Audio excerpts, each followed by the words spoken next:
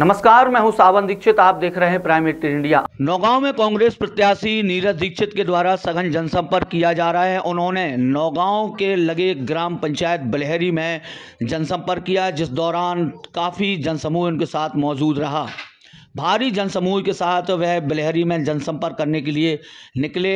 उनके समर्थकों ने कई जगह उनका तुलादान भी कराया। आपको बता दें कि नीरज दीक्षित पर कांग्रेस ने फिर से भरोसा जताया है और दोबारा उनको उम्मीदवार बनाया है। बतौर उम्मीदवार के तौर पर नीरज दीक्षित इस समय सघन जनसंपर्क कर रहे हैं और जनता का आशीर्वाद लेने के लिए निकले हैं। ऐसे में ग्राम बलहरी में उन्होंने जनसंपर्क किया और सभी से आशीर्वाद लिया। क्या कुछ कहा नीरज दीक्षित ने, आइए सुनाते हैं आपको। आपका प्राइम इंडिया में स्वागत है। बहुत बहुत धन्यवाद। आज जन समर्थन में निकले हैं, चुनाव प्रचार बस थमने ही वाला है, क्या कुछ कहेंगे? आपने देखा होगा लगातार इन 15-16 दिन के अंदर सभी का साथ मिला है, सभी का, बुजुर्गों का, माताओं का, हर एक विधानसभा के परिवार का आशीर्वाद और हमारे युवाओं का साथ हमें बराबर मिलता रहा।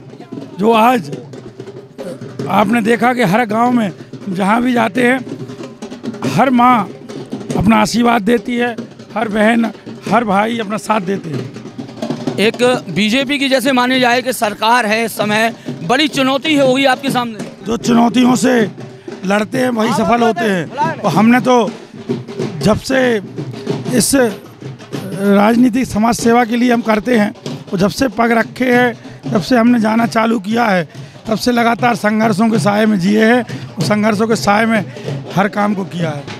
आप देख रहे हैं तमाम जन समर्थन उनको मिल रहा है। एक सवाल आपसे, आप 5 साल विधायक रहे हैं, ऐसा कुछ क्या किया है आपने कि जनता आपको ही चुने? इस विधानसभा रहने वाला हर एक परिवार हमारा परिवार है। हर एक परिवार से एक पारिवारिक रिश्ता रहा है। सभी के सुख दुख का साथी रहा हूँ। जो बना वो उनका किया, लेकिन 5 साल लगातार हर परिवार के बीच में एक पारिवारिक रिश्ता बनाया है। इस अगली पंचवर्षीय में अगर आप विधायक बनते हैं तो और ऐसा क्या कुछ करेंगे विधानसभा के लिए? इस पंचवर्षीय में जो शासकीय योजनाएं होंगी, जो शासकीय काम होंगे, प्रथम सीढ़ी पर बैठे व्यक्ति को पहुंचाने का काम करेंगे। क्योंकि हमारी सरकार 15 महीने थी। 15 महीने में इस विधानसभा को 1400 करोड़ की योजनाएं हमने पास कराई। सभी योजनाएं हमारी पूरी नहीं हो पाई। कुछ चीज़ें जो प्रस्तावित थी, चाहे वो नौगांव का सुंदर स्टेडियम हो, चाहे नौगांव नगर सौंदर्यीकरण की बात हो, चाहे वो हरपालपुर की तहसील हो, वहाँ हमने नल जल योजना पूरी कर दी है। वहाँ पे बाईपास के लिए हम खुद नितिन गडकरी से मिले थे, पास हो गया है। आगे की कड़ी में महाराजपुर का अनुसंधान और पान विकास निगम की खुद कमलनाथ जी ने अपने वचन पत्र में कहा है। तो ऐसी कई योजनाएँ हैं जो खुद कमलनाथ जी बच्चों से लेके बुजुर्गों तक की योजनाएँ लेके आए हैं। हर किसान जिसका हम कर्जा माफ़ कर पाए थे, पूरा कर्जा माफ़ नहीं कर पाए, उन किसानों का कर्जा पुनः हम माफ़ करेंगे।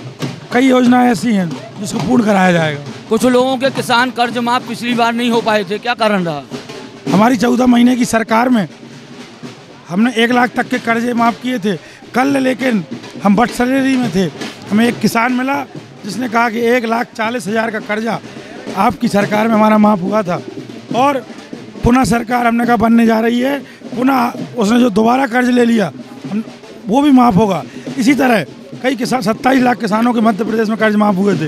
अगर सरकार रहती तो पूरे किसान का कर्ज माफ़ होता। पुनः सरकार बनने जा रही है तो कर्ज तो माफ़ होना ही होना है, साथ में 5 हॉर्स पावर तक के बिजली के बिल भी माफ़ होना है। पिछली पंचवर्षीय तो काफ़ी सभाएं हुई थी, इस बार क्यों नहीं कोई बड़ा चेहरा आपके विधानसभा में आया? हमने पिछली बार भी किसी को नहीं बुलाया था। आप गलतफहमी में हैं। हमारे लिए हमारा भगवान, हमारा देवतुल्य परिवार जो इस विधानसभा में रहता है, वही हमारे लिए सब कुछ है। उसका आशीर्वाद हमारे लिए है, तो वही हमारे लिए जनसभा के से बढ़ के है।